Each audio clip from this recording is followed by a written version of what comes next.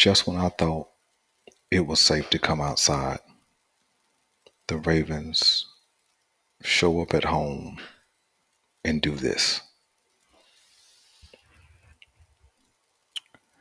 This is my immediate, instant post-game reaction.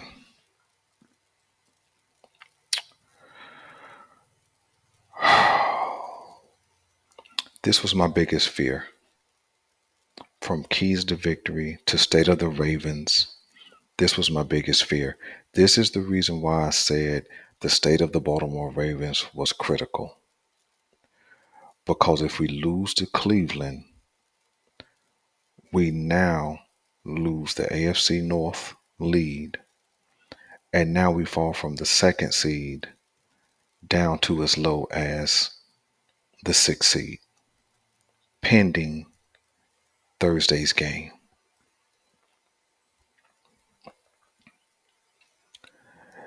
Everything that the Baltimore Ravens had not done over the last month of football, they show up and do that exact thing today.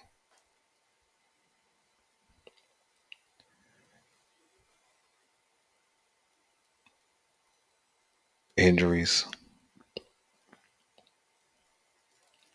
turning the ball over,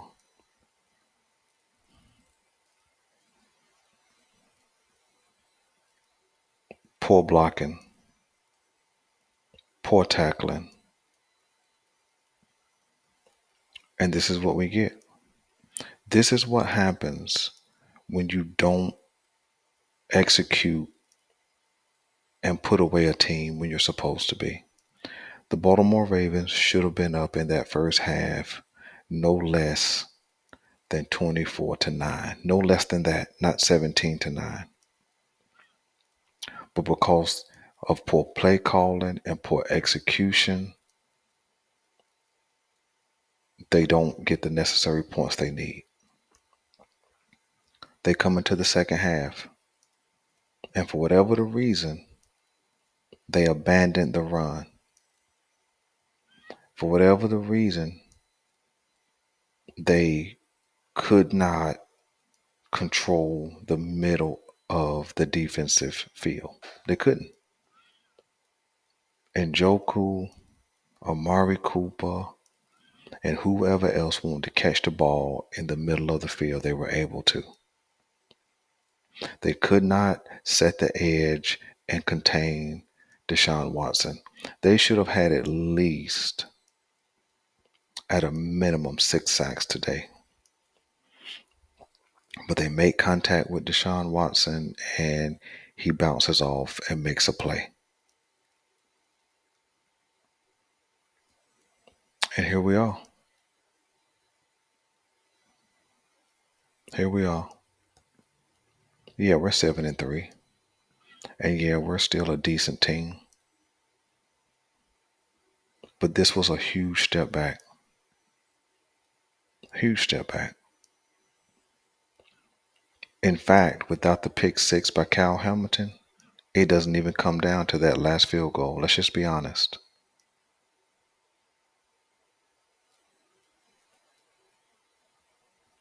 We give up 100 yards to a single rusher. Hadn't done that but once all year. We give up probably, I hadn't even checked the box score. I'll get into that in the Monday after. We just, I don't know. Lamar Jackson loses any hope of getting into the MVP race.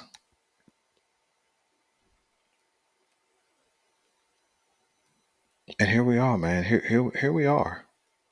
Like, we couldn't get Mark Andrews involved in the offense today. We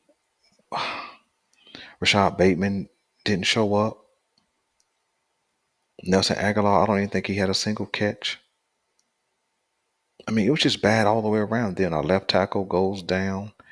Marlon Humphrey goes down. They're going to be gone for multiple weeks. That's just how it's going to be. Either one of them won't be back until after the bye week. Now we have to come into Thursday's game on a short week figure out how to patch up the offensive line again, figure out how to fill the void that Marlon Humphrey now leaves. And then I'm not 100% sure what that looks like with Marcus Williams. They got to make a different decision with Marcus Williams, especially for this season.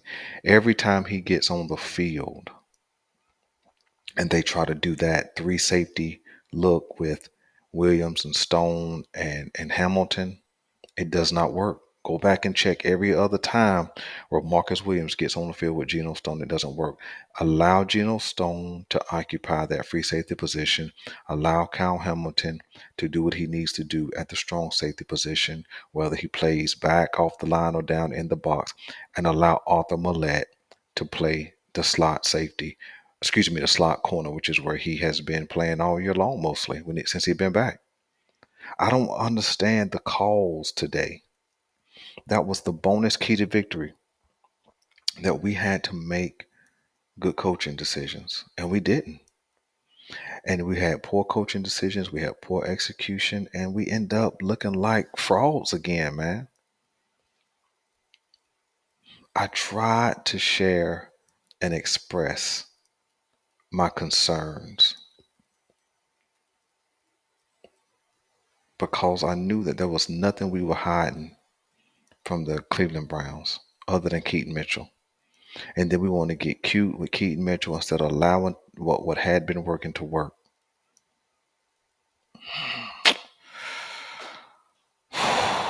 This team really gets on my dadgum nerves. Now Thursday is a must win. If we don't win Thursday, we might not make the playoffs. I mean that. Because we saw San Francisco get back on track this week. We saw um, Pittsburgh pull out a win, which puts them above us. Our only saving grace is that Houston and the Bengals went down to the wire, and C.J. Stroud pulls out a win. Ain't it crazy how C.J. Stroud has probably leaped Lamar Jackson in the MVP race? Is that crazy for a rookie? It's a good thing that we taught them early. Because if we catch him right now while he's balling out, we might be in some trouble. I'm just so freaking disgusted, man. This is the same thing, man, that we have happen all the time. We do some good things and then we just fall on our dadgum face. How can you be up 2 touchdowns going into the fourth quarter and lose? Well, I know how you can. Turn the dadgum ball over, not being able to pick up a freaking third down. Why is it? Why is it that we cannot beat the blitz? When they have 11 guys, um, 8 yards or less to the line of scrimmage, we can't call a freaking play to beat that blitz, to beat that tight coverage. We can't call a play to do that. My gosh. And if we call a play, we can't execute it. Now we're in some trouble.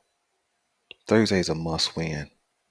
You know that Cincinnati going to come out. They're going to be desperate to win because their season is on the line. And we have to come up with a sense of urgency. We have to come up with a sense of urgency on Thursday. And we have to be able to get downhill. We have to play with some speed and some pace.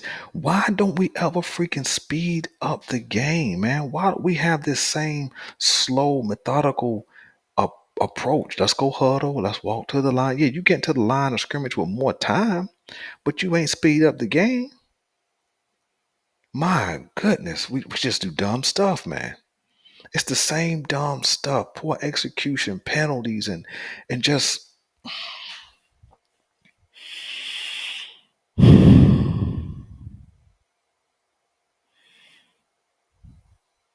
and bad player grouping.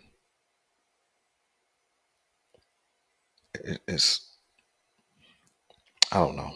I don't know, man. Y'all let me know what y'all want me to know about this game, man. I'm freaking frustrated, man. I think it was a total team fail from the quarterback to the daggum offensive line to the offensive coordinator to the defensive coordinator, man. It's just a total team fail all the way around. I'm out.